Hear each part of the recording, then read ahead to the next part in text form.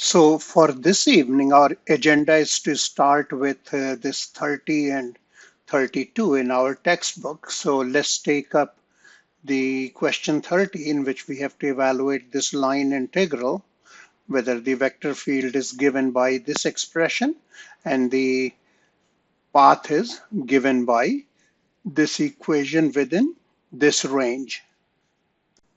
So here is our vector field, and I have posted the live script in the description area.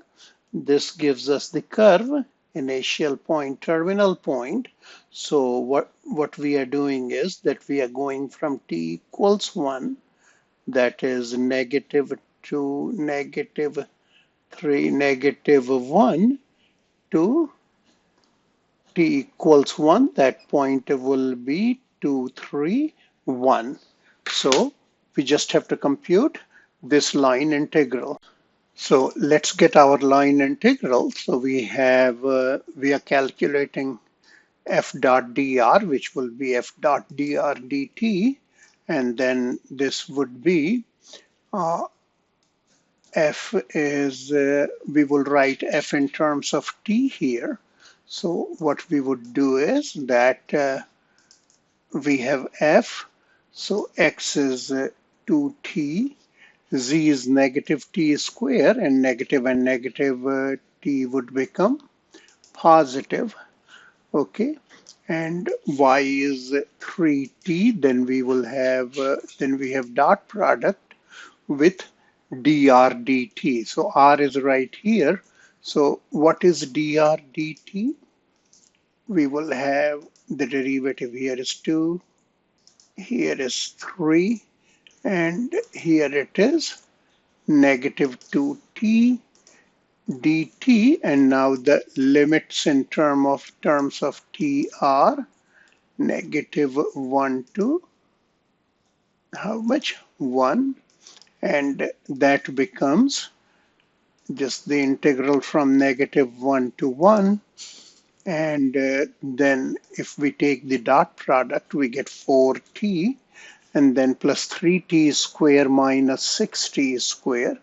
That will give us -3t square dt. All right. And this is a simple polynomial integral. So we will go ahead and just, let the computer do it. Okay. So now what do we have to do in addition? So we have to plot the vectors from the vector field at the points that correspond to t equals ±1 and ±1/2, okay? And then they are asking us to explain our results that we got here, a -2. So let's see how we do that.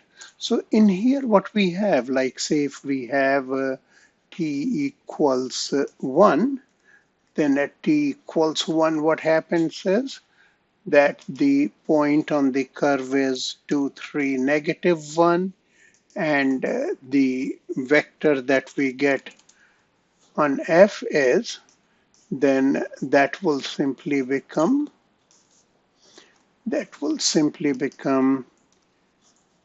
2, and negative of -1 is +1, and then what we have, where did we get okay, this should have been a 3, made a mistake already. So this should be a 3, okay? So all that we have to do is that we have to draw a vector in the direction of starting from 2, 3, -1 in the direction of this vector, and we have to do the same thing at the other 3 points. So I'm bringing the graph to you, and I have included the live script in the description.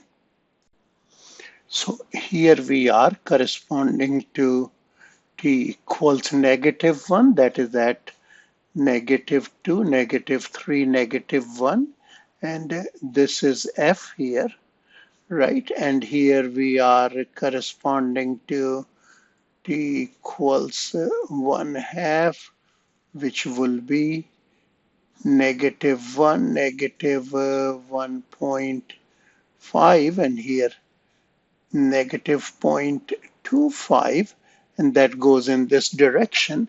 And here are the other two vectors. This corresponds to t equals 1/2, and this corresponds to t equals 1. So what will happen is this, that if we go ahead and look at this, then this is quite obtuse. This angle is quite obtuse as well. And so on this part here, we will have the work done as negative because we are being in a way opposed by the force, and that will stay as negative because it's not going to be overtaken by the portion here. So for example, I'm just going to do some calculations. I don't know how much they want us to do. So here I have made a table for you. What I did was I calculated f dot dr dt at those partition points, and if you add them, you can see the sum will be negative, and when you multiply them by delta t, which is 1/2 here, the answer will be negative. So since we are going in like Riemann sum style, let's make it a little finer. So what I'm going to do next is this. Notice that f dr dt is 4t minus 3t square. So now just to show that further, let's go we went in the increments of 0.5. Let's go in the increments of 0.05. And of course, we are not going to write all those vectors. So what I have done is that I have vectorized this loop command in the LineWidth, which is included in the description, and have received this plot. So what we are going to do now is, so say this is F at one of the partition points, and there is dr dt. Okay, so we shall calculate f dot dr dt at all these partition points, and then just multiply the sum by delta t and see what the approximation comes out to be. Okay. Now here I have come down to my old-fashioned style of working in Excel. So what I have done is that I have taken all these points from -1 to 1 in the increments of 0.05. And all you have to do for that is just type in this, okay? And then it will just go ahead and just fill it up for you. I mean, I had already done that. So, but just to show you, most of you already know that, I think. So this is how much? 4 times t minus 3 times t square, right? So we'll just put a square here. So we get this value, and once we just double click here, we get all these values here. And if you go ahead, add them up, all right, what you get is -43.05, and let's just multiply it by our delta t. We get, an approximation of -2.1525, all right, with a step size of 0.01. Now let us just extend the question a little. So here we have so we went through one route connecting this point to this point here to 3, -1. Now let's take an alternate route. Like just take this straight line, and this curve was what it was given by 2t, 3t, negative t square, which was giving it a parabolic shape, because otherwise it's going along this line, x equals 2t, y equals 3t.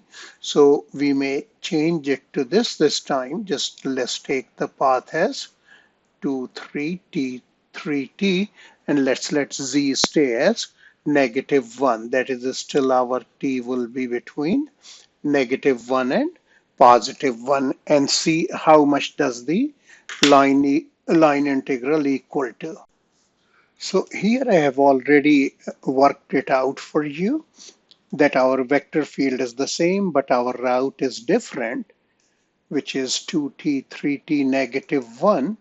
So this is our dr dt, 2, 3, and derivative of negative 1 would be 0. And here we substituted the coordinates from curve into the vector function. And the answer this time is not negative 2, it is positive 6. I'll leave for you to explore the rest.